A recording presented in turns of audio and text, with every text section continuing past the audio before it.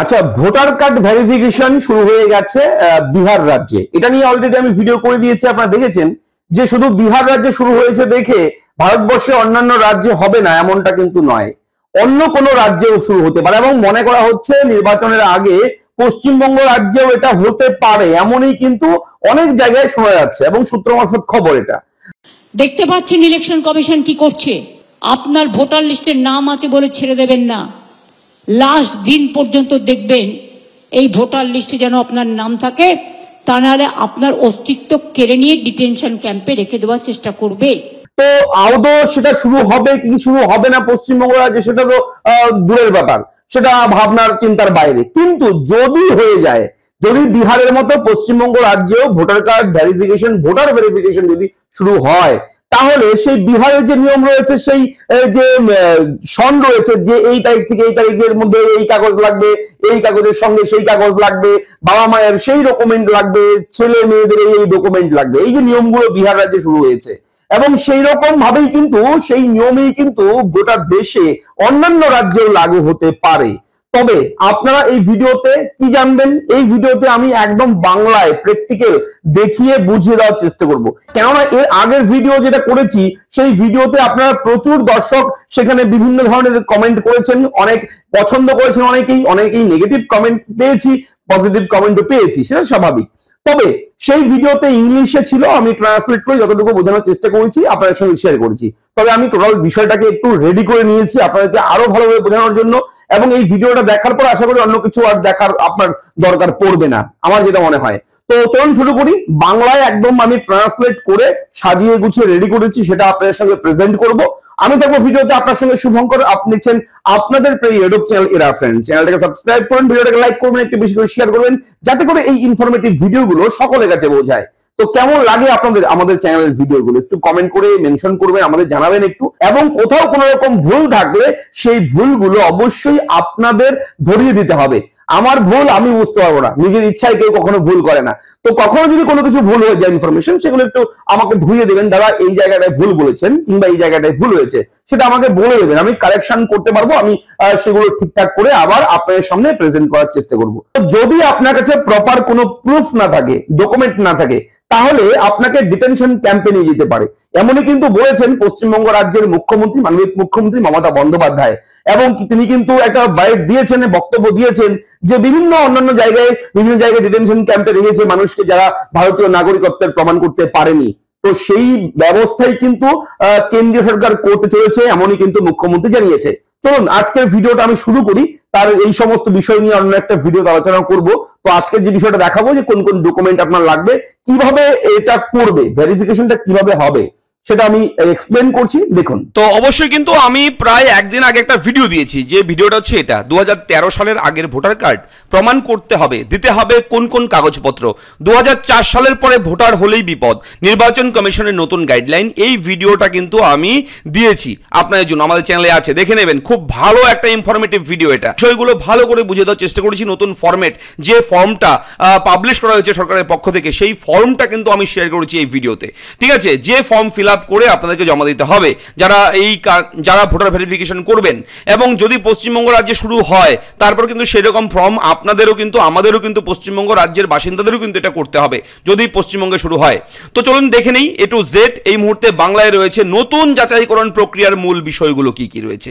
দেখুন, এই নতুন যাচাইকরণ প্রক্রিয়ার জন্য প্রত্যেক নাগরিককে তাদের জন্ম তারিখের উপর ভিত্তি করে নির্দিষ্ট কিছু নথি জমা দিতে হবে।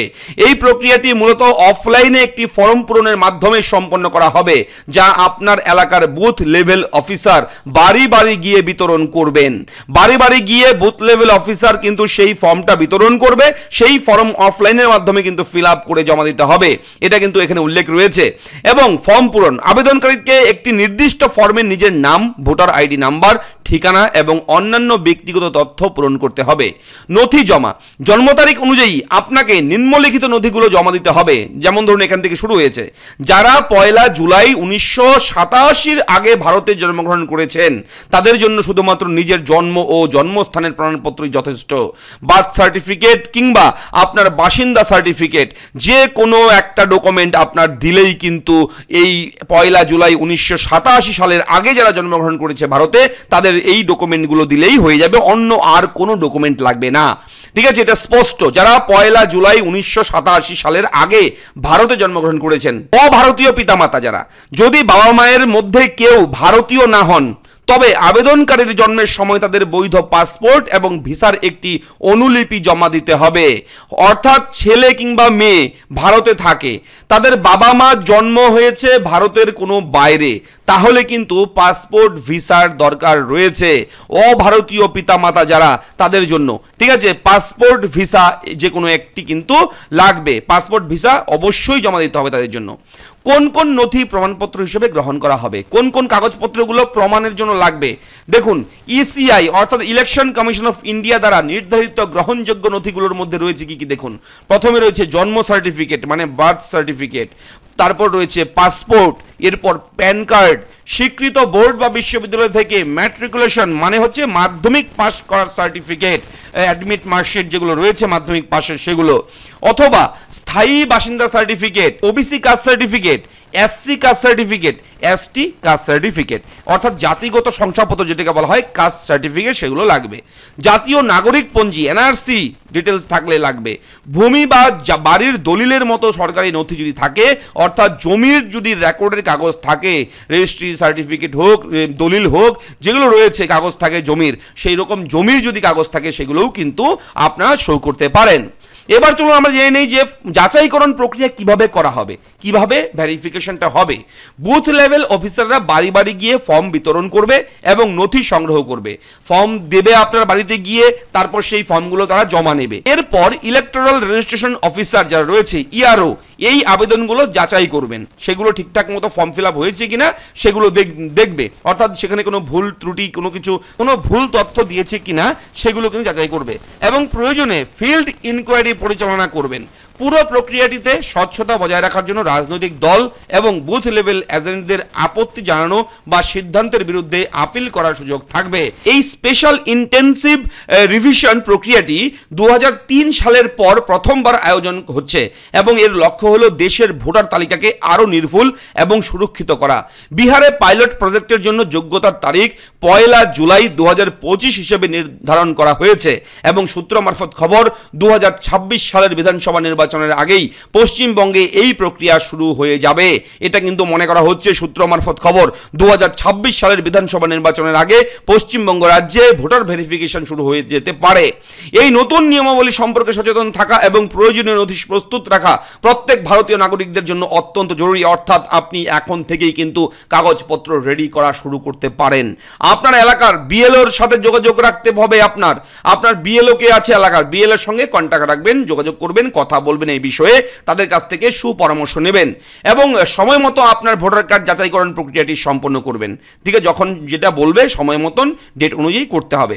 তো এটা এখন থেকে প্রস্তুত থাকতে হবে। বলা যায় না হুট করে কখনো অর্ডার জারি করে দেয় সেন্ট্রাল গভর্নমেন্ট, কেন্দ্রীয় সরকারের কোনো রকম ঠিক ঠিকানা নেই, যে কোনো সময় কিন্তু হুট করে বলে দিতে পারে এবং নোটিফিকেশন বিজ্ঞপ্তি জারি করে অর্ডার করে দিতে পারে, তারপর করার কিছু থাকবে না।